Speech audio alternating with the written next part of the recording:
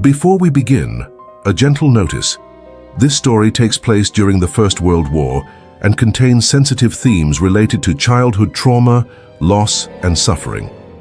Although it is a narrative of hope and resilience, listener discretion is advised. Please take care.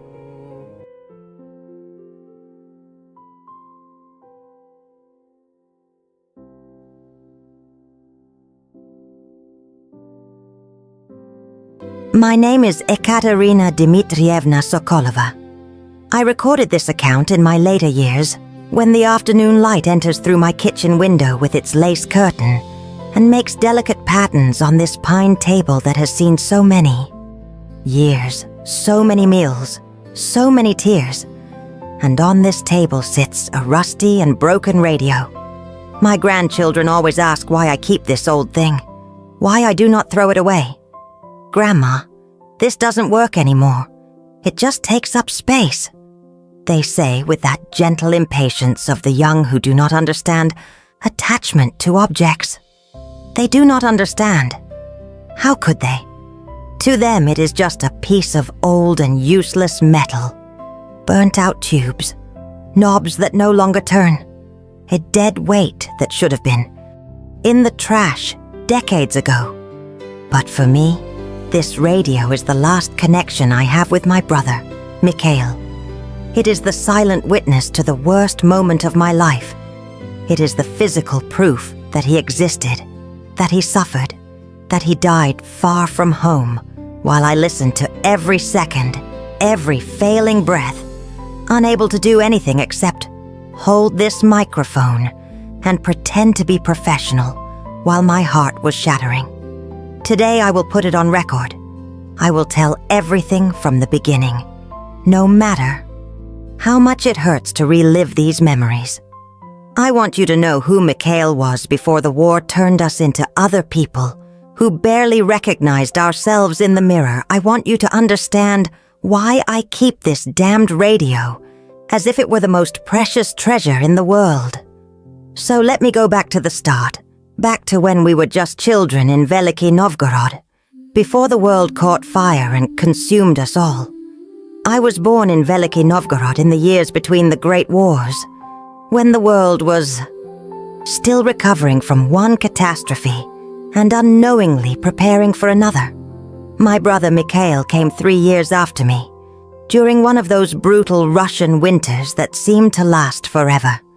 Our city was ancient, breathing history in every stone of its streets, in every building that had seen centuries pass. Our house stood near the Volkhov River, on a street of uneven cobblestones that made music when the carts passed, a rhythmic and comforting sound that marked our days. It was a small, modest house with only 3 rooms, but to us, it was a palace full of love and laughter. My father, Dmitry Sokolov, was a carpenter. I can still close my eyes and hear the sound of his tools early in the morning, the steady rhythm of his hammer beating like a second heart of the house, and smell the unmistakable scent of fresh sawdust that always accompanied him like a natural perfume. He had huge hands, all calloused and marked by small cuts and scratches that never completely healed because there was always new work waiting. But they were surprisingly gentle when they caressed our hair, or when he worked the raw wood, transforming rough boards into beautiful and functional furniture. He made every piece of furniture in our house with his own hands. This very table where I am sitting now, he made it when my mother became pregnant with me, saying that we needed a table where the family could gather. My mother, Irina, was a seamstress and worked from home. Our small living room was always full of colorful fabrics, scattered like solid clouds in every corner. Threads of every imaginable color hanging like rainbow rain, and the rhythmic and comforting sound of her old sewing machine, which seemed like a constant conversation between her and the fabric. She hummed while she sewed, always the same lullabies that her own mother had taught her, and that she taught us. The same lullabies I sang to Mikhail in the last hour of his life in this world. Mikhail was born during a bad snowstorm so violent that the midwife almost failed to arrive in time, having to cross streets already covered by 1/2 meter of snow, stumbling in the dark. My mother always said this was an omen, that he would be someone dramatic and intense, marked by drama from his very first breath. She did not know how terribly right she was, though the drama that awaited him was of a kind that no mother, however pessimistic, would ever wish for her son. From a very young age, Mikhail was different from other children. Where the boys of the neighborhood played soldier and war in the streets, running with wooden rifles and making explosion sounds, he preferred to sit quietly with a book in his hands. Our city had a small but very proud municipal library, housed in an ancient stone building that had been a monastery centuries earlier. Mikhail discovered that magical place when he was still quite young, and it was as if he had found his true home, the place where his soul truly belonged. He spent hours and hours there, sitting in a favorite corner near a tall window with piles of books about ancient civilizations scattered around him like treasures. He devoured everything about the Egyptians and their mysterious pyramids, about the Greeks and their temperamental gods, about the Romans and their vast empire that seemed eternal and invincible, but was not. The librarian was an elderly woman named Ludmila Petrovna, and she adored my brother with that special love teachers have for exceptional students. She had completely white hair pulled into a bun so tight it stretched the skin of her face, and she wore round glasses that were far too big for her small face, making her eyes look enormous and kind, like those of a wise owl. She kept special books for Mikhail, rare and old works that she did not normally lend to children. "This boy will be someone important one day," she used to say to my mother. "He has a hunger for knowledge. This is rare and precious." Mikhail daydreamed about becoming a history professor. He spoke of it constantly with that sparkle in his eyes that only true dreams bring. He wanted to teach at a university, perhaps the famous University of Moscow or the University of Leningrad. He wanted to write important books about the ancient civilizations of Russia, about how our people had deep roots and rich stories that deserved to be told. When he was still young, barely into adolescence, he began to write what he proudly called his great work, a complete and detailed history of Veliki Novgorod from its foundation back in medieval times. He filled notebook after notebook with his small, careful, and incredibly organized handwriting, creating complex diagrams and detailed maps. He never finished that work. The notebooks were left behind when the war began, and we had to flee with only what we could carry. I do not know what happened to them. They probably became fuel for some desperate bonfire during the siege. Mikhail's careful, words burning to give a few minutes of warmth to strangers who would never know they were destroying a boy's dreams. But there was something about Mikhail that few people knew, a secret he carried with shame. Behind that brilliant intelligence and that voracious passion for knowledge, my brother was tormented by fears that to others seemed silly and childish, but to him were absolutely real and paralyzing, like invisible chains. Mikhail was terrified of the dark. I am not talking about a mild discomfort or a simple preference for well-lit places. It was a genuine, visceral, uncontrollable terror that made him shake violently and break out in a cold sweat, even on the coldest winter nights. He never managed to sleep completely in the dark. We always had to leave a candle burning in the room we shared. And even with that small, flickering flame casting dancing shadows on the walls, I often woke up in the middle of the night and found Mikhail sitting rigid in bed, wide eyes fixed on the shadows that moved and grew on the walls, completely convinced that something evil was hidden there in the gloom. My parents tried everything over the years, My father built a beautiful special lantern with his skilled carpenter's hands, made of carved wood and colored glass that projected pretty patterns on the ceiling. Stars, moons, flowers. My mother spent hours talking patiently with him, explaining that there was absolutely nothing in the dark that was not already there during the day. That darkness was merely the absence of light, nothing more. Nothing worked. The fear was completely irrational and therefore totally immune to reason and logic. I remember perfectly one time when I asked him why exactly he was so afraid. We were sitting in the garden on a beautiful summer day, the sun still high and warm, completely safe in the bright light.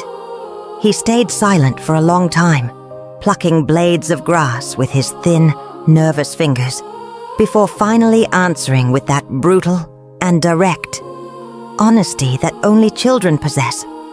"In the dark, Katya," he said in a small but terribly serious voice, "I cannot see what is coming toward me, and if I cannot see, I cannot prepare myself properly. I cannot think of a solution or a strategy, and if I cannot think of a solution, then I am completely powerless, completely vulnerable." That broke my heart in a profound way I only fully understood years later when I myself faced situations in which I felt powerless. Mikhail, who lived so much inside his brilliant and analytical mind, who relied so completely on his ability to think, reason, and solve problems through logic, felt utterly lost and terrified when that capacity was taken from him by the blindness that darkness brings. The cruel and terrible irony of fate is that he died alone in a dark forest where the Arctic winter night lasted almost 20 hours a day, surrounded by the darkness that had always terrified him. But I cannot think about that now. Not yet. I need to tell you about Sharik first, because Sharik was important, essential to understanding who Mikhail was. Sharik came into our lives when Mikhail was still a boy. It was winter, one of those freezing days when the air burns the lungs. Mikhail was returning from the library when he heard a weak and desperate whimper coming from a narrow, dark alley between two houses. He could have ignored it. It was cold and dark, and he was afraid. But he did not ignore it. He went into that alley and found a stray puppy, all brown except for a white spot on his chest like a star, shaking violently from the cold, clearly abandoned to die.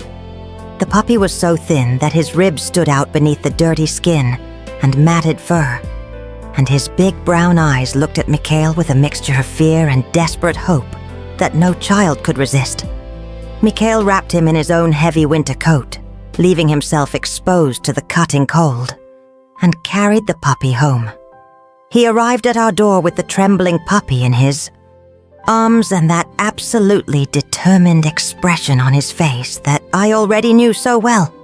"Please," was all he said. But the way he said it, with pleading eyes shining with unshed tears and the puppy shaking against his chest, was completely impossible to resist. My father sighed heavily and exchanged a look with my mother. She shook her head with a reluctant smile. And so, without further discussion, Sharik became part of our family.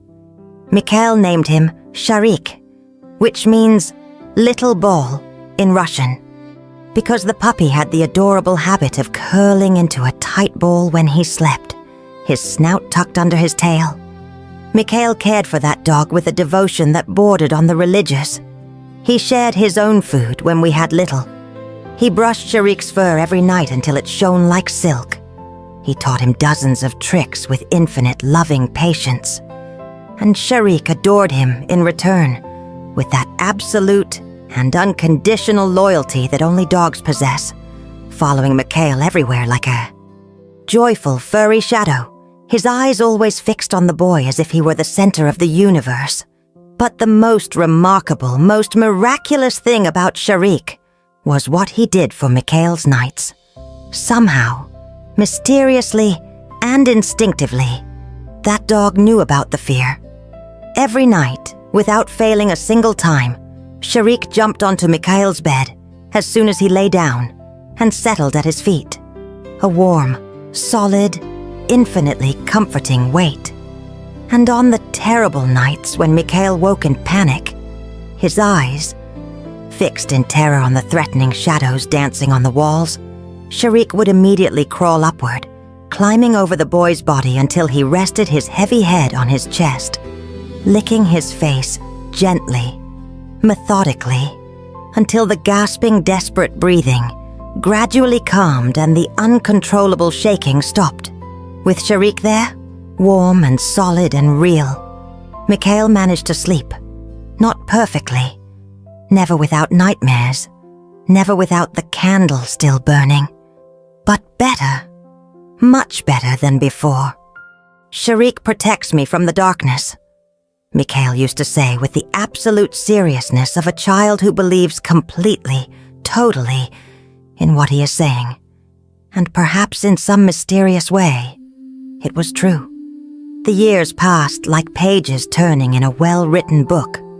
Mikhail grew, still thin as a tree branch, and always with his nose buried in some thick book. But he got taller. His voice began to change, becoming deeper. I grew too. My body developed curves that suddenly made the neighborhood. Boys look at me differently, with looks I did not completely understand, but that made me blush. And it was around this time that I discovered I had some talent for music. Though Mikhail was absolutely right when he later described my piano playing as terrible. I discovered the piano through school. Our music teacher, a tall and severe woman named Olga Ivanovna, had an old, terribly out-of-tune piano in the classroom. One day she caught me curiously fingering the keys during the break, and instead of scolding me, she simply sat beside me and began to teach me the basic notes with surprising patience. I was completely and instantly enchanted. There was something magical about pressing a key and creating a clear sound in the empty air, about joining different sounds to create melodies that had not existed a moment before. I begged my parents for formal lessons, but we could not afford a private teacher. So Olga Ivanovna agreed to teach me for free 3 times a week after school in exchange for me helping her clean the classroom. For 2 whole years, I practiced religiously on that old, out-of-tune piano. My fingers constantly stumbled over complicated pieces by Tchaikovsky and Rachmaninoff that were much too advanced for my basic skill level, but which I stubbornly insisted on trying anyway. Mikhail used to come pick me up after practice. He sat patiently at the empty desks, doing his homework or reading, while I hammered the poor keys. Sometimes he lifted his head from the book and said with a teasing smile playing on his lips, "Katya, I think you just killed Tchaikovsky again. He must be rolling violently in his grave at this exact moment." And I would grab a chalkboard eraser and throw it at him, and he would laugh out loud, that clear and joyful laugh that seemed like better music than anything I could coax from the piano. And for a precious moment, we were just normal siblings affectionately teasing each other, not knowing, not imagining, even in our worst nightmares, that days would come when we would literally give everything we had to have just one more moment like that. We made elaborate plans for the future, as all young people do, full of naive certainty about a future that seemed bright and inevitable and guaranteed. Mikhail would become a respected university professor, perhaps at the prestigious University of Leningrad. I would become a professional pianist, playing in grand theaters for huge audiences. We would eventually marry wonderful people. We would have large and happy families, but we would always live close to one another. On Sundays, we would have big family dinners where our children played happily together, while Mikhail discussed fascinating history, and I played the piano for everyone. It was a simple but absolutely beautiful future, built firmly on love and closeness, and on the fundamental assumption, the unshakable belief, that we would have time, always more time, all the time in the world. Sharik grew old with us, faithful to the end. In his later years, he had a completely grey muzzle and moved visibly more slowly. His joints stiffened by the arthritis common in old dogs, but he still slept faithfully in Mikhail's bed every night, without fail. Then one winter, Sharik died peacefully during a cold night. Mikhail found him in the morning, still curled in his favorite position at the foot of the bed, but cold and completely motionless, gone from this world. Mikhail cried as he had not cried since he was a small child, holding that furry, lifeless body against his chest and sobbing as if his heart were literally shattering into 1,000 pieces inside him. And perhaps it was, in a certain real and painful way. We buried Sharik with ceremony in the garden under the apple tree, and my father made a small polished wooden cross that we drove into the earth. For weeks after that terrible day, Mikhail could barely sleep. Without Sharik there as guard and companion, the ancient fears returned with full and renewed force. The shadows on the walls seemed darker and more menacing, the darkness denser and more absolute, the nightmares more vivid and terrifying. I began sleeping on the hard floor beside his bed during those first difficult weeks, my hand stretched upward so that he could hold it tightly if he woke in panic in the middle of the night. It was not the same as Sharik. I knew that, and he knew it too.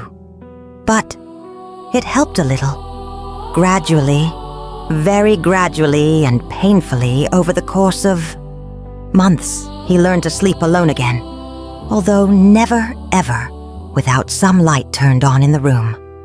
On September 1st, 1939, Hitler's Germany brutally invaded Poland, and the world changed forever. Although we, so far away in our small city, still did not fully know the magnitude of what was happening. The news came through the kitchen radio in the tense voices of announcers who tried to sound calm and controlled, but could not completely hide the urgency and underlying fear. Hitler, a name that would quickly become synonymous with absolute evil, was on the move aggressively through Europe. The war had officially begun, but it seemed distant and abstract, like something happening on another planet, completely separate from ours.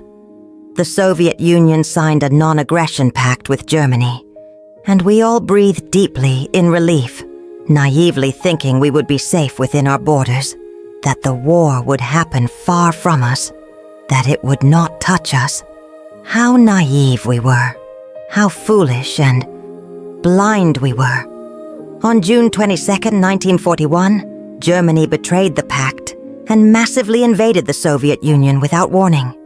Operation Barbarossa, they called it with pride, as if giving a grand and historic name to a brutal and treacherous invasion made it less monstrous, less criminal. Millions of well-trained German soldiers crossed our borders in an unstoppable wave, heavy tanks roaring and crushing everything in their path, warplanes literally darkening the sky like clouds of locusts, bringing death and destruction on an industrial scale that we could barely comprehend with our small and peaceful minds. Suddenly, with no time to prepare ourselves mentally, the war was no longer distant and abstract. It was at our door, pounding with steel fists, breaking the wood, demanding violent entry into our lives. My father was drafted immediately, one of the first. He was already in his middle years, technically too old for the front line by normal peacetime military standards. But the desperate Soviet Union needed every man capable of holding a rifle and pointing it toward the enemy. I remember perfectly the day he left, every detail etched in my memory like a painful photograph. He was wearing a military uniform that did not fit properly. too big in the broad shoulders and too short in the sleeves, making him look diminished, less than himself. My mother tried desperately not to cry in front of him, biting her lower lip until it almost bled. Mikhail was pale as a ghost and frighteningly quiet, simply watching our father with eyes that seemed to have aged decades in a few terrible minutes. "Take care of your mother and your sister, Mikhail," my father said in a firm voice, but with eyes shining with unshed tears, his large calloused hands resting on the boy's thin shoulders in a gesture that was both protective and a farewell. "You are the man of the house now. It is a great responsibility, but I know you can do it." Mikhail only nodded stiffly, his throat working violently, but no words managing to come out, choked by emotion. The three of us stood on the doorstep, watching my father walk slowly down the cobblestone street with other men from our neighborhood. Neighbors we had known all our lives, all wearing ill-fitting uniforms and carrying heavy packs. He turned only once to wave, his arm rising in a gesture that tried to be cheerful but was only sad, and then he turned the familiar corner and disappeared from our sight and from our lives. It was the last time we saw my father alive. We never received official confirmation of his death. No formal letter from the army. Only the growing and deafening silence where his regular letters should have been arriving. Years after the war, when I finally managed to access partially destroyed military records, I discovered through yellowed and stained papers that he died just 2 months after leaving, during a desperate and bloody battle. He is buried in some anonymous mass grave with hundreds of other Soviet soldiers, unmarked, with no headstone, no name, nothing except the cold earth. But in that June of 1941, we did not yet know his fate. We still had fragile hope. We still believed in miracles. My mother quickly managed to find heavy work in a huge factory that had completely converted its civilian production to military munitions. She returned home every night, with hands bruised and bleeding, full of small cuts and burst blisters, and a face completely covered in black soot, so deeply exhausted that she could barely eat her small portion of food before literally collapsing into bed. Mikhail and I were still too young for heavy factory work, but we helped desperately however we could in other ways, tending community gardens, standing in endless lines for ever-shrinking rations, carrying messages and packages through the city.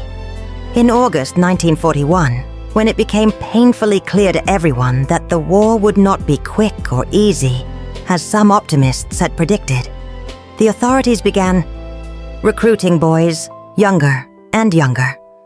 Officially, the legal minimum age was 18. But in desperate practice, they took anyone who looked physically capable of holding a rifle without dropping it. Mikhail was approaching the age when he would inevitably be drafted when his name appeared on the lists. But before the official draft notice arrived by mail, he made a decision on his own that would change everything, that would seal his fate in ways none of us could imagine. On a warm September night, he found me sitting alone in the garden, looking melancholically at the spot where Sharik was buried. The wooden cross my father had made with such care was beginning to tilt dangerously to one side. Mikhail sat beside me in silence on the ground, still warm from the day's heat, our shoulders lightly touching. And we stayed like that for a long time, just listening to the crickets singing their night song and the distant, constant sound of planes that were now a permanent part of our lives, an audible reminder that the world was at war. "Katya," he said at last, his voice so low and hesitant that I had to lean in to hear properly. "I am going to enlist tomorrow, voluntarily." My stomach instantly tightened into a painful, icy knot. I knew this was coming, that it was as inevitable as the sunrise. But hearing the words spoken aloud made everything terribly concrete. "You don't need to do this now," I said weakly, although I knew it was a transparent lie. They will draft you. Eventually, anyway. Why rush into it? He stayed quiet for a long moment, his nervous fingers pulling blades of grass from the ground, the way he had done since childhood when he was anxious. Because if I passively wait for the official draft, I will just be another anonymous body they throw wherever they need to fill numbers. But if I enlist voluntarily now, I might have some choice, some control over my destiny. And I heard they are desperately needing qualified radio operators, people who know how to read and write well, who have clear diction, who can learn Morse code quickly. I can do that, Katya. He looked me directly in the eyes, and in the weak light of the crescent moon rising on the horizon, I could see tears reflecting silver in his eyes, although his voice remained firm and controlled. I am not fit for direct combat, Katya. You know that as well as I do. I am good with books and words and ideas, not with weapons and physical violence, killing people. But I can be useful. With communications, I can make a real difference without having to... His voice failed completely for a moment. Without having to kill someone while looking directly into their eyes, seeing their humanity. I understood then with painful clarity. Mikhail was not being a coward, although he himself probably secretly thought he was looking for an easy way out. He was being brutally honest about who he was as a person and desperately trying to find a way to serve his homeland that would not completely destroy his sensitive soul in the process. And the darkness, Misha? I asked softly, deliberately touching on the delicate point that neither of us had mentioned explicitly, but that hovered between us like a visible ghost. The long nights at the front. You know you can't sleep in the dark. How will you... He laughed, but it was a bitter, broken sound without any joy at all. Do you really think I will sleep anyway, Katya? War is not exactly conducive to good, peaceful nights of... sleep, no matter who you are. At least if I am terrified of the dark, I won't be the only soldier terrified of something. Everyone will be afraid of something. There was a strange and twisted logic in that which was typically Mikhail, turning his personal weakness into something almost philosophical, rationalizing the irrational. I am very afraid, he admitted then, his voice becoming small and vulnerable again, like when he was a frightened child waking from nightmares. I am absolutely terrified, Katya. But everyone is going to war. Papa has already gone. The neighborhood boys who grew up with us, all of them have gone. If I stay here hiding behind books and excuses, while others bleed and die for me, I won't be able to live with myself afterward.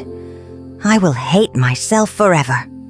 I held his hand firmly, our fingers tightly intertwined like when we were small children, crossing busy streets, holding on to one another so we would not get lost. When do you go? Tomorrow morning. Early. The word landed between us like a heavy stone thrown into still water, sending concentric shockwaves in every direction. So soon. If I wait any longer, I will lose the courage I have gathered. I need to do this quickly. We sat there together until very late into the night, until the stars lit up the dark sky, talking about everything and nothing.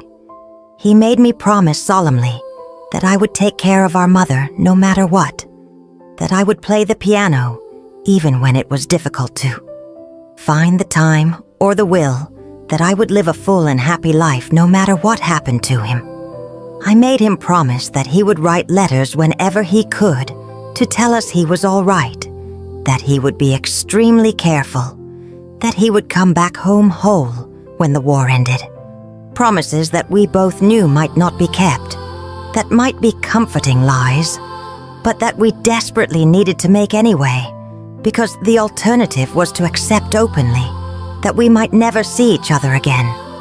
And that was simply too too unbearable to face directly. The next morning, Mikhail woke before dawn, when the sky was still dark and the stars were still shining. I heard him moving around the room we shared, trying not to wake me, his movements deliberately silent and careful. But I was already awake, having slept very little and poorly. I got up without saying anything and helped him in silence to pack his few belongings into an old battered backpack that had belonged to our father. He did not have much to take. A few changes of simple clothes, a small and precious photograph of our family, taken years earlier when we were still whole and happy, and his favorite book, that worn and beloved edition on the history of ancient Rome that he had read so many times. The pages were loose and the cover was falling apart. "It will be too heavy to carry, Misha," I said softly, touching the worn cover of the book.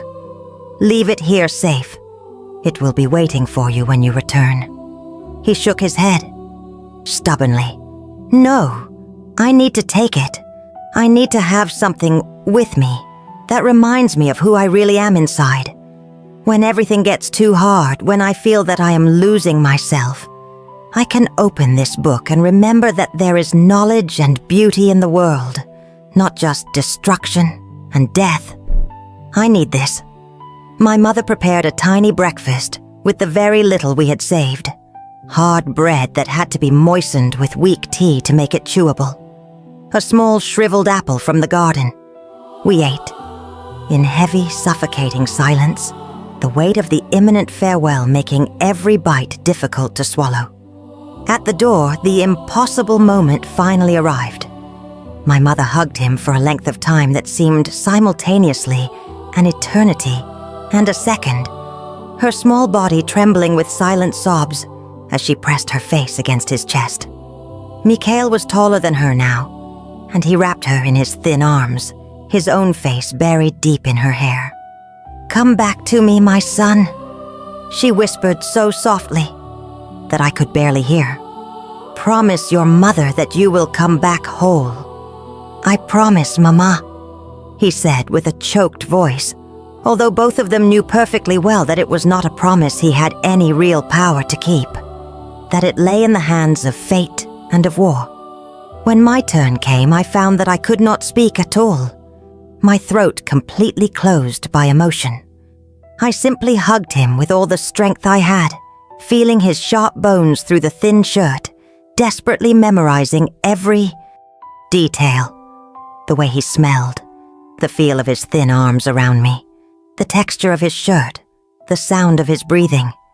Everything I could keep as a treasure for the empty and frightening days that would come. "Take good care of Mama for me," he whispered directly into my ear, his warm breath against my skin. "And take care of yourself too. You are the strong one, Katya.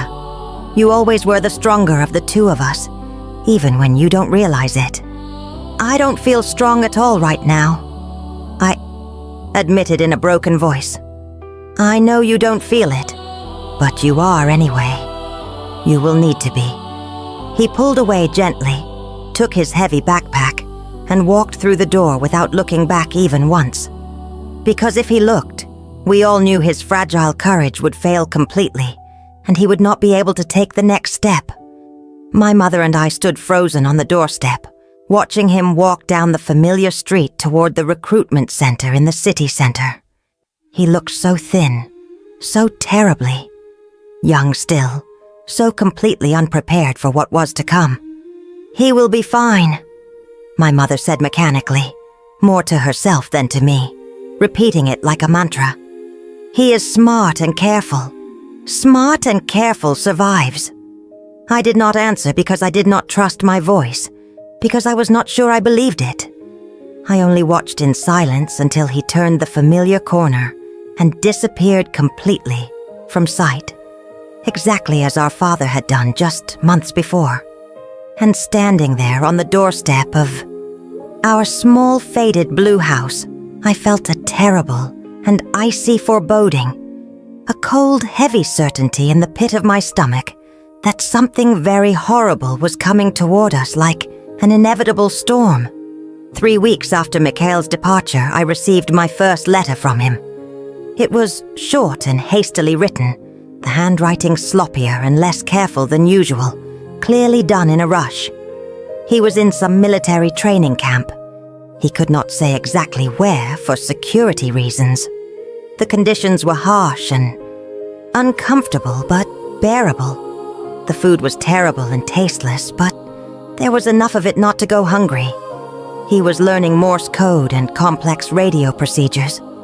The military instructors yelled constantly, but he was getting used to their style. And every night, he wrote, he still slept with a lantern lit beside his bed. And the other recruits teased him about it, but not cruelly. Just normal soldier banter. Don't worry about me, Katusha. The letter ended in his familiar handwriting. I'm discovering that I am stronger than I myself thought. Or perhaps just more stubborn than I imagined. Affectionate kisses to you and Mama. With eternal love, your Misha. Misha. Only I called him that. An intimate childhood nickname he secretly adored, even though he publicly pretended to find it too childish. Seeing that familiar signature on the letter made my heart physically ache with intense longing. In September 1941, when the Germans completely surrounded Leningrad from all directions, my mother and I were trapped inside the city. We could not leave even if we desperately wanted to. The entire city became a giant prison with 3 million civilian prisoners. It was also in that terrible month that I made my own decision and volunteered for the Red Army. There were colorful posters all over the city insistently calling for women to work in communications, nursing, factory labor. The image showed a beautiful, strong woman with her hair tied in a bright red scarf, looking determinedly toward the distant horizon. "The motherland calls," it proclaimed in huge red letters. And she called, and I answered the call. Not so much out of burning patriotism as some did, but because I desperately needed to do something, anything useful, to feel that I had some small control over my destiny in a world that seemed completely out of control. My mother did not want me to go. She was terrified. "I have already lost your father to this damned war," she cried desperately, gripping my hands with a strength that left marks. "Mikhail is somewhere far away that I cannot reach or protect. If you go too, I will be completely alone in this world. I cannot endure any more losses." "Mama," I said as gently as I could, "we are all going one way or another. The whole city is fighting. You in the factory destroying your hands, me in communications. This is how we survive together. There is no real choice." And then, hating myself for doing it, I played my final and cruel trump card. Besides, if I work in military communications, maybe I can find out exactly where Mikhail is serving. Maybe I can somehow make sure that he is safe and well. It was cruel emotional manipulation to use her desperate maternal concern for Mikhail to obtain her permission. But it worked exactly as I knew it would. She nodded reluctantly, defeated. And 3 days later, I was in a damp, cold basement in the center of bombed Leningrad, learning to operate complicated radio equipment that seemed to have been built in the previous century, all tubes and exposed wires. The training was fast and brutal, without any kindness at all. There was no time for patience when people were dying by the thousands every day.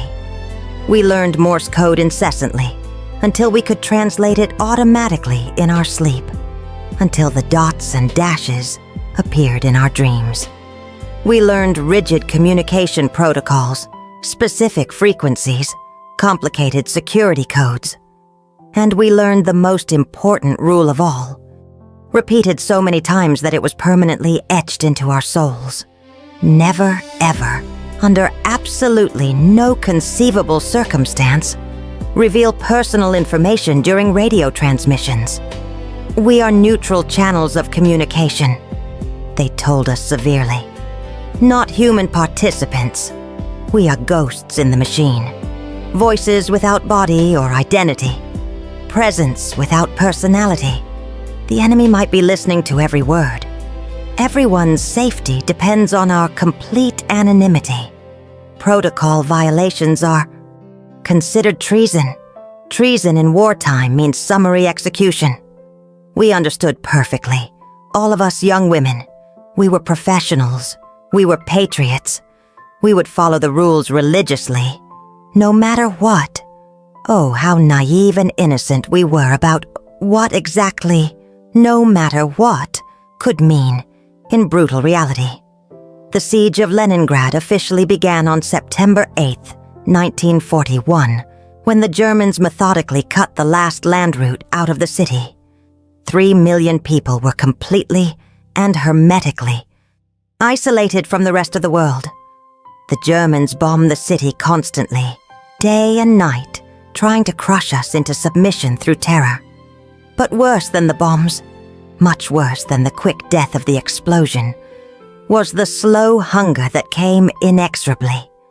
At the beginning of the siege, there was still food in the central warehouses, severely rationed, yes, but existing and accessible. But in November, when it became painfully clear that the siege would not be broken quickly, as some optimists still hoped, the official rations dropped to absolutely terrible and insufficient levels. 125 grams of bread per day for civilians who did not work. 250 grams for factory workers. And this bread was not even real. Bread made of wheat. It was manufactured with anything that could fill a stomach and provide some calories. Finely ground sawdust, processed cellulose, shredded tree bark, dried hay flour. It had a terrible taste of damp, moldy cardboard and a gritty texture that squeaked on the teeth. But it was literally everything we had between us and death by starvation. My mother began to visibly swell from hunger, her body reacting paradoxically. Her face became round and abnormally distended from severe edema. Her belly grew protruding even though she was clearly dying of starvation. Her ankles became so swollen she could barely fit into her shoes. It is one of the cruel paradoxes of severe and prolonged hunger. The body desperately retaining water because there is absolutely nothing solid to process. She worked brutal 12-hour shifts at the munitions factory and returned home every night, staggering from total exhaustion. I shared my precious ration with her whenever I could, without her noticing, hiding pieces of my repugnant bread in her pockets when she was not looking, because she stubbornly refused to accept it directly, always saying that I needed it more. "You need strength to work in communications," she said stubbornly every time I tried. "I'm old and—" "No, you don't!" I interrupted fiercely every time. But deep down, secretly, we both knew the truth. The streets of Leningrad became literally full of abandoned bodies. People simply collapsed while walking to work or standing in ration lines and never got up again, their strength finally exhausted. In the brutal winter, when the temperature plunged to 40 degrees below zero and everything froze solid, the bodies froze instantly, where they fell and remained there for weeks or even months, because there was no one physically strong enough to move them and nowhere to take them anyway. We witnessed horrors every day that changed something fundamental in us, that killed our innocence permanently. Small, starving children methodically searching the pockets of frozen corpses, desperately looking for any crumb of food. Women trading precious wedding rings for a single shriveled, half-rotten potato. Whispers of things even worse that I cannot speak aloud even now, but that everyone knew were happening. In dark corners because extreme hunger destroys everything that makes us human. I worked 18 hours a day in that cold, damp basement, my fingers constantly numb as they adjusted delicate controls. my ears chronically aching from the tight headphones, my voice becoming mechanical and empty as I transmitted orders and received reports. I heard battles happen in real time through those headphones. I heard desperate men begging for reinforcements that did not exist, for supplies we could not send, for rescue that was physically impossible. I heard the last whispered words. I heard sudden and terrible silences that meant another voice would never speak again. Another man had died. And I trained myself relentlessly not to feel anything, to be the cold professional I needed to be, to push every human emotion down until I felt nothing except a blessed and protective numbness. It was in the freezing December of 1941 that I received a new specific frequency to monitor exclusively. Rifle Battalion 287, isolated in a swampy frozen forest west of Leningrad, near the Oranienbaum pocket, where Soviet forces maintained a small area of resistance surrounded by the Germans. 200 men completely cut off during a failed offensive, surrounded by superior German forces with no possible escape route. The first transmission was professionally, military, and concise. Identification: Rifle Battalion 287. Commander Captain Ivan Petrov. Current situation: isolated in forest. Approximately 3 kilometers south of Sector 7. Ammunition adequate for now. Rations 5 days remaining. Casualties: 32 killed in combat, 15 seriously wounded. Requesting urgent instructions for tactical withdrawal or rescue operation. I mechanically retransmitted the message to Central Command and waited for the official response. It took 3 long hours.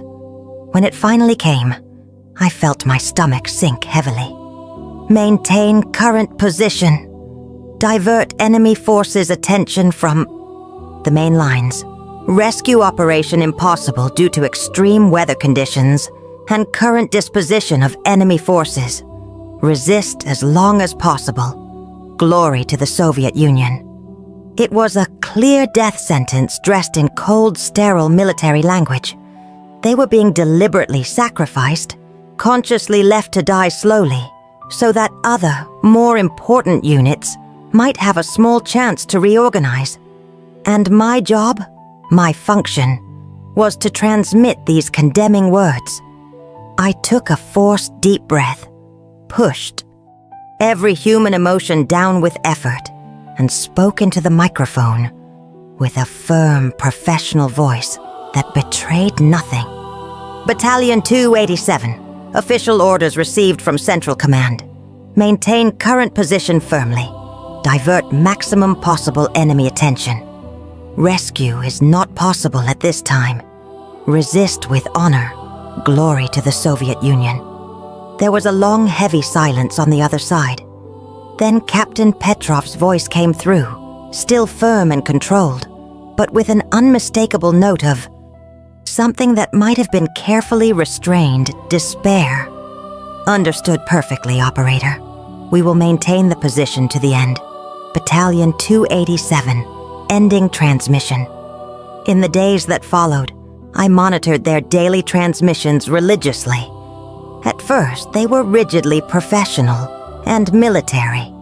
Precise ammunition counts, detailed patrol reports, medical status of the wounded. Captain Petrov maintained a firm and admirable discipline, but slowly, very slowly, and inexorably, things began to change, to deteriorate. Rations have completely run out, he reported after 5 days, his voice still firm. We are hunting whatever we can find in the forest. Very few animals due to the harsh winter. 2 men died of severe wounds today. 166 remaining operational. Snow fell heavily last night. Temperature dropped drastically. Came on day 10. Many men showing severe frostbite on extremities. We burn everything we can for heat, but damp wood produces little useful warmth. 15 dead since the last report. 151 remaining. End of December now. Some news on the radio says Moscow still resists. He paused for a long time. We hope to manage the same here. Eating boiled tree bark and cut leather belts. Several cases of severe illness. Losing men daily. Morale is... A long, significant pause. Morale is holding adequately. 126 remaining. And so it continued inexorably, a slow and agonizing spiral, always downward. Each day fewer men alive, each week worse and more desperate conditions. And I sat in my frozen basement, listening to everything in painful detail, always transmitting the same completely useless orders that changed nothing. Maintain position. Resist bravely. In August 1942, 8 endless months after the first transmissions, Rifle Battalion 287 had been reduced to only 12 surviving men. Captain Petrov had died in July of severe pneumonia. The main voice now was that of a sergeant whose specific identification was never clearly given in the transmissions. But I would recognize that voice anywhere in the world, even distorted by poor equipment and weakened by extreme hunger. It was August 3rd, 4 in the afternoon. My shift was finally almost ending. I was tired to the bone as always, my eyes burning painfully from chronic lack of sleep, my own stomach grumbling with its personal version of hunger.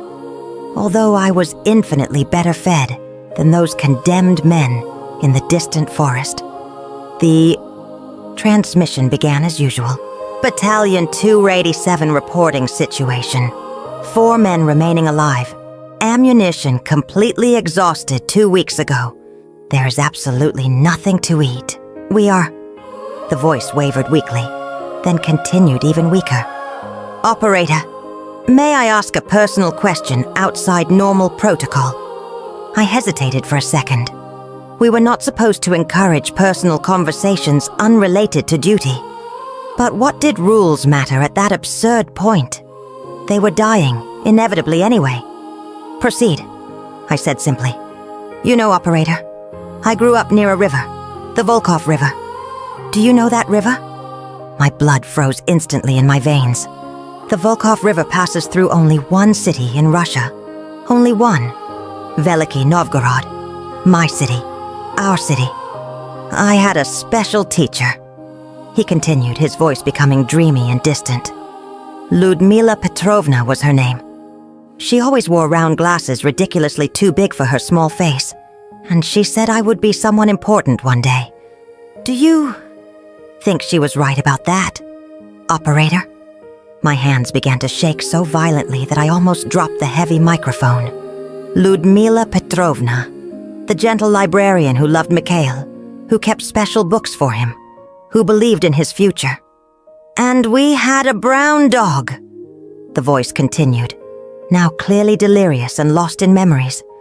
Sharik was his name, a silly name for a dog, but he was special to me. He slept in my bed every night because I was afraid of the dark. Do you think that is pathetic? And cowardly, operator? A grown man who was afraid of the dark as a child? I could not breathe at all. The entire world instantly narrowed to those tight headphones, to that weak but unmistakable voice that knew Veliky Novgorod, that knew Ludmila Petrovna, that had a dog named Sharik, that had a paralyzing fear of the dark. It was Mikhail, my Misha. My brother had been in that damn battalion for 8 whole months. 8 months. And I did not know. I had no idea. I had to bite my tongue hard, until it bled to keep from screaming his name in desperation. I had to grip the edge of the table until my knuckles turned completely white to keep from breaking protocol immediately and revealing everything. I took a trembling breath, forcing my voice to remain firm and professional, even though inside I was completely shattered in pieces.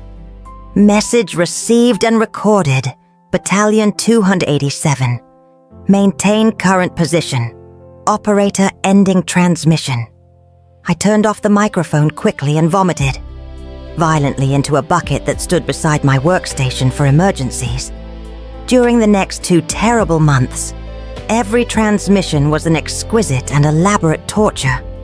I heard Mikhail speak clearly, his voice growing progressively weaker day after day, his body evidently giving up, even as his spirit still tried to fight.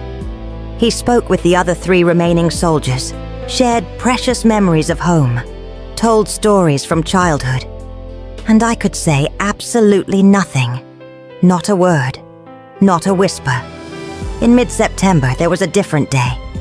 The transmission began with something unexpected in Mikhail's voice, almost joy.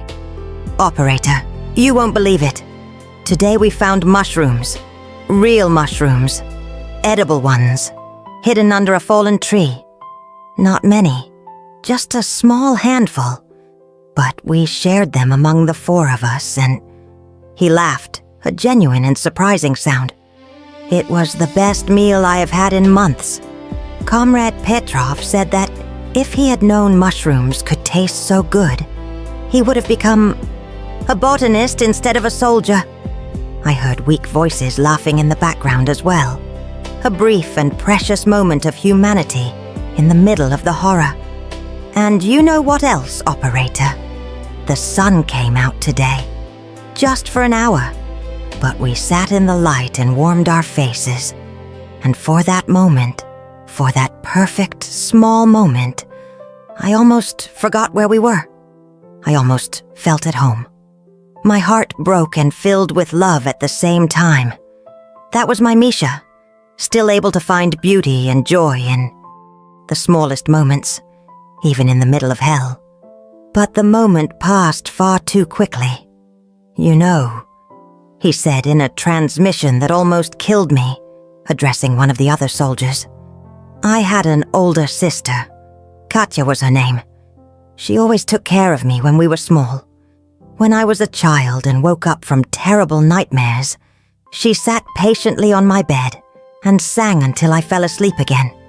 She played the piano terribly badly, but with such pure enthusiasm that it was impossible not to love her, even with all the mistakes." I heard him laugh weakly, a sound that was almost but not quite genuine. "She used to say with such certainty that she would be a famous pianist one day. I said I would be a famous and respected professor. We were going to live near each other when we grew up and had our own families. Our children were going to play together while we discussed history, and she played the piano." His voice failed completely for a long moment. "I think none of that is going to happen now, right?" On the other side of that painful transmission, all I could do was respond with the cold, protocol-bound code. "Message received. Battalion 287. Maintain position. Operator ending transmission." Mikhail never spoke directly to me about recognizing my voice. He never said it explicitly. But sometimes, in certain carefully chosen phrases, in certain deliberate intonations, I was absolutely certain that he knew perfectly well that he had recognized my voice months earlier, perhaps since the very first transmission, and was deliberately remaining silent to protect me, to avoid forcing me to break dangerous protocols, to keep me from mortal risk. It was so typically Mikhail, so utterly characteristic of him. Even dying slowly of extreme hunger, even completely abandoned in a frozen dark forest, he was still trying to protect his older sister in the only way he could. In terrible October, of the 4 remaining men, 3 died in rapid, brutal succession. 1 from severe illness. 1 simply did not wake up one morning, his heart finally giving out after months of fighting without adequate fuel. The 3rd, according to the last transmission before falling permanently silent, walked into the forest alone and did not come back. Coded language that we all understood perfectly to mean that he had chosen his own end. Mikhail was completely alone, the last solitary voice remaining out of 200 men. October 23rd, 1942. 10 full months since battalion. 287 had first been isolated. The morning transmission arrived much later than the usual time. When I finally heard the faint click of the radio activating, my heart raced violently because part of me always feared that this time there would be no transmission at all, that I would encounter only permanent static silence. "Operator!" The voice was so terribly weak that I had to turn the volume up to the absolute maximum to hear it. "This is Battalion 287. Only one soldier remaining now."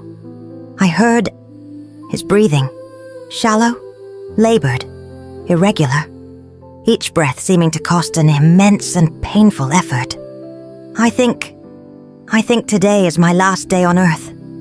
I can't get up anymore. My legs don't work anymore. I can't feel my feet anymore. There was a long pause filled only with the sound of his difficult breathing. "It's funny in a way, operator. I spent my whole life afraid of the dark, and now I'm going to die surrounded by it. But do you know what I discovered here, alone? The dark is not the worst thing after all. Loneliness is much worse. Dying completely alone with no one is worse than any darkness." My vision blurred instantly with hot tears that I had not allowed myself to shed before. My hands gripped the microphone so tightly that my fingers ached with pain. "You know, operator," he continued, his voice growing dreamy and distant. "All this terrible war, all this unnecessary suffering, and I just wanted one simple thing: to go back home, to see my family again, to hug my sister, my Katya. She always took such good care of me when we were little. When I had nightmares, she sat on my bed and sang until I managed to fall asleep again. She sang an old and beautiful lullaby. I don't remember the name anymore, but I remember the melody perfectly." He began to hum, so faintly it could barely be heard through the static. A melody I had known since before I had conscious memories. One our mother had sung to us from the cradle, that her mother had sung to her, going back through generations until it was lost in the mists of ancestral time. And I could not endure it any longer, not for a single second more. 8 whole months listening to my brother die, little by little. 8 months unable to say a single true word. 8 months of rigid protocol and forced professionalism and pushing human emotions down until I wanted to scream. I broke every sacred rule they had taught me, every protocol I had solemnly sworn to follow. Everything. I brought the microphone to my lips, my hands shaking so violently that I could barely hold it, and I whispered the only words that truly mattered in the entire universe. "Misha, it's me. It's Katya." There was absolute, complete silence on the other side. So total that I thought he was already gone, that I had waited too many seconds, that the last words he had heard were those of a cold, unknown operator, and not of his sister who loved him more than anything in the world. But then miraculously, I heard a sob, a broken, wet sound of someone crying with all the strength that remained in his completely devastated body. "Katusha!" His voice was utterly shattered yet full of love. I knew from the beginning. I recognized your voice months ago. I just needed to hear you say my name one last time. "Misha, I'm so sorry," I whispered desperately, tears finally falling freely down my face. "I'm so sorry for everything, for not being able to help, for not being able to do anything at all except listen to you die." "No," he interrupted firmly, still crying but his voice growing steadier. "Don't feel anything, Katya. You did your job perfectly. You were strong when you needed to be. You were always the stronger of the two of us. I was the coward afraid of the dark. You were never a coward." I said fiercely through my tears. Not for a single day. Never. You were brave every single day of your whole life. Katya. His voice was growing visibly weaker again. It's getting much harder to breathe properly. I think I don't have much time left. No, I begged uselessly, knowing it was completely futile but unable to stop. Hold on, Misha. Please hold on just a little longer. Katya, do you still remember that song? The one you sang when I had terrible nightmares?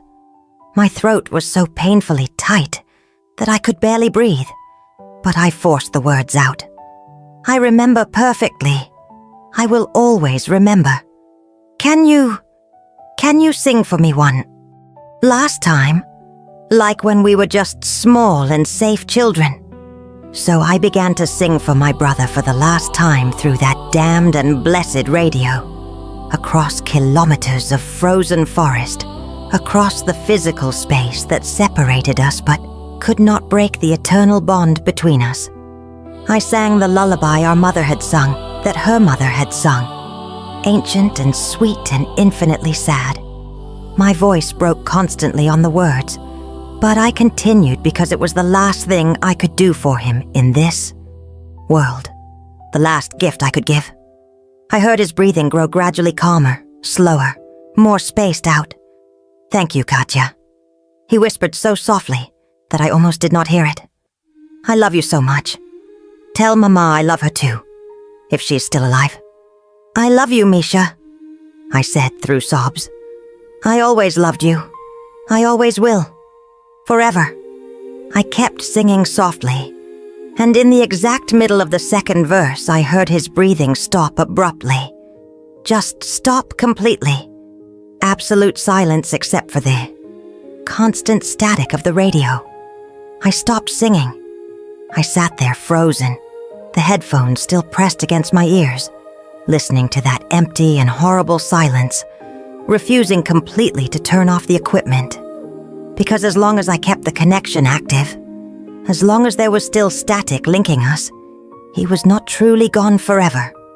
I remained there motionless for a full hour, perhaps longer. I completely lost track of time until someone finally, gently removed the headphones from my head and carefully led me away. I was immediately taken to the office of the commander of the communications center. I expected to be arrested at once, tried for military treason, executed publicly. Breaking radio protocol during wartime, especially in such a blatant and deliberate way, was officially punishable by death by firing squad. Colonel Petrov was an old and deeply tired man whose eyes had witnessed far more horror than any human being should ever have to witness in a lifetime. He looked at me in silence for a time that felt like an eternity, seated behind his desk, which was completely covered with papers and reports of lost battles and dead men. Operator Sokolova, he said at last, his voice low, tired. Battalion 287 eliminated. No survivors to confirm irregularities.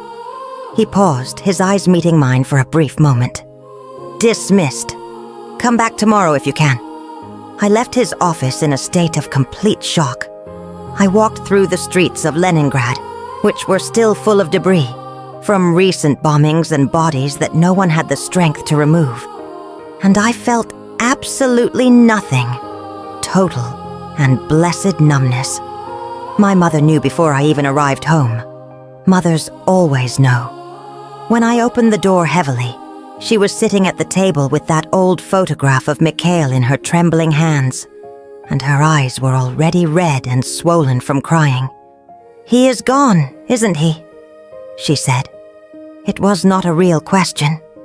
She stood up slowly and hugged me tightly, and together we collapsed onto the cold floor, holding one another desperately and crying for everything we had lost. Mikhail, my father, whose fate was never officially confirmed but whom we knew, was dead. Our entire life before the war, which would never, ever return. The siege was finally broken in January 1944. 872 days of absolute hell came to an end. When the Germans finally retreated, Soviet troops recovered the lost territories. They found thousands upon thousands of frozen bodies, soldiers who had faithfully held their positions to the last man. In the summer of 1944, I asked for official permission to visit the exact spot where Battalion 287 had been isolated. I was told it was dangerous, that there were still unexploded landmines, that there was absolutely nothing to see there. I insisted stubbornly. At last they agreed, reluctantly. I walked 3 kilometers through forest to the swampy area. Summer had transformed everything beyond recognition.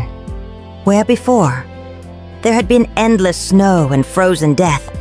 Now wildflowers grew in vibrant colors. Green trees swayed gently in the warm breeze. Birds sang happily. Life had returned completely, as if death had never been there. But I found the crosses, dozens of them, hastily made of cut wood and tied with wire. Soviet soldiers who had recovered the area had marked where they found bodies. There were no names on any of them, only crudely painted numbers. But one cross was visibly different from the others. Beside it, half buried in the earth and covered with moss, lay a small, rusty military portable radio. Its controls were completely corroded by exposure, its tubes broken. I knew instantly and absolutely that it was his. I took that radio carefully, cleaned off the dirt and moss, and kept it inside my coat. This radio that is here on my table today. I sat beside that cross for endless hours. I spoke to Mikhail as if he could hear me. I told him that our mother died in 1945, just months after the end of the war, her body finally giving up after years of hunger and brutal labor. I told him that our father never returned. I told him that I survived, that I rebuilt my life slowly. I apologized endlessly for not being able to save him. After the war, I received an official notification. Mikhail Dmitry Sokolov had been posthumously awarded the Hero of the Soviet Union Medal for exceptional resistance in the face of the enemy and exemplary sacrifice for the motherland. The medal arrived in a small red box with a formal letter from the government stating that his sacrifice had allowed other units to reorganize. I keep that medal in a drawer. I do not display it because looking at it fills me with anger. Mikhail did not want to be a hero. He wanted to teach history. He wanted to have a family. He wanted to live. I lived the rest of my life. I married. I had children, grandchildren, great-grandchildren. I worked. I laughed. I cried.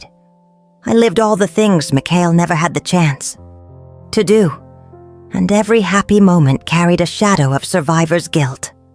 Why did I live when he died? Why do I deserve these moments when he was robbed of all of his? Now I am old, a tired body, a mind still too clear because forgetting would be a mercy. And I decided to tell this story because soon there will be no one left alive who remembers the Siege of Leningrad. Soon it will be only words in history books, cold numbers. More than 1 million dead. But each one of those dead had a story, had a family, had dreams. Mikhail wanted to be a history professor. He wanted to teach children about ancient civilizations. He wanted to travel. He wanted to have a dog again. He wanted to overcome his fear of the dark. Instead, he died alone in a dark forest, surrounded by the darkness that had always terrified him, with hunger so great that his body simply gave up. This radio was our connection, our prison, our farewell. When you think of the Second World War, do not think only of military, strategies and troop movements. Think of Mikhail. Think of the 200 men of Battalion 287. Think of the 1 million who died in Leningrad. Think of all the silenced voices, all the dreams never realized, Or the lullabies that were never sung to children who were never born. And never let this happen again. Every night before sleeping, I still sing that lullaby, the one I sang to Mikhail in his final hour. And I imagine that wherever he is, perhaps he can still hear me. Perhaps he knows that I never forgot, that I carry him with me in every breath. Rest in peace, my Misha. Your sister never forgot. And as long as I live, you also live. In memories, in stories, in the love that never dies, even when the body dies forever. My little brother, forever my Misha, afraid of the dark, who finally found the eternal light. This narrative is a work of dramatic fiction, inspired by real historical events that took place during World War II. The characters Ekaterina and Mikhail Sokolov are fictional. They were created to represent the experiences of countless civilians and soldiers who lived through the Siege of Leningrad. Real historical facts used as context. The Siege of Leningrad lasted 872 days, from September 8, 1941 to January 27, 1944. More than 1 million civilians died, primarily from starvation, extreme cold, and bombardments. The Oranienbaum pocket was a real area of Soviet resistance surrounded by German forces. Approximately 800,000 Soviet women served in the armed forces during World War II, including radio operators, nurses, snipers, pilots, and other essential roles. Numerous Soviet military units became isolated in the forests surrounding Leningrad, many resisting for months, and in some cases, until the last man.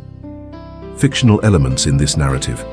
Rifle Battalion 287 is fictional and represents real isolated units whose stories were never fully recorded.